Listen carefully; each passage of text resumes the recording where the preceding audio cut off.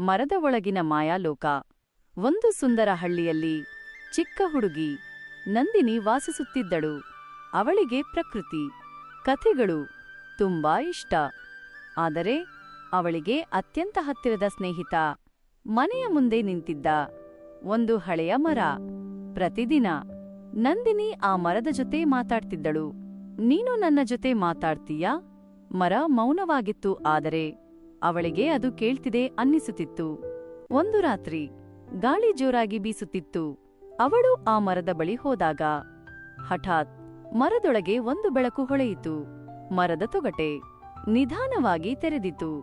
ಒಳಗೆ ಒಂದು ಗುಪ್ತದಾರಿ ಇತ್ತು. ಭಯ ಇದ್ದರೂ ಆಸಕ್ತಿ ಹೆಚ್ಚು.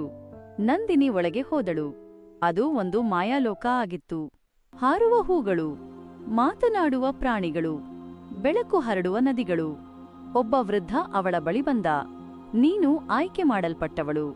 ನಂದಿನಿ ಕೇಳಿದಳು, ಯಾಕೆ? ಈ ಲೋಕದ ಶಕ್ತಿ ಕಡಿಮೆಯಾಗುತ್ತಿದೆ. ನಿನ್ನ ಹೃದಯ ಶುದ್ಧ. ನೀನೇ ಇದನ್ನು ಉಳಿಸಬಹುದು. ಅವಳು ಒಪ್ಪಿಕೊಂಡಳು. ಅವಳು ಬೆಳಕಿನ ಬೀಜಗಳನ್ನು ನದಿಯಲ್ಲಿ ಹಾಕಿದಳು. ಆ ಲೋಕ ಮತ್ತೆ ಜೀವಂತವಾಯಿತು.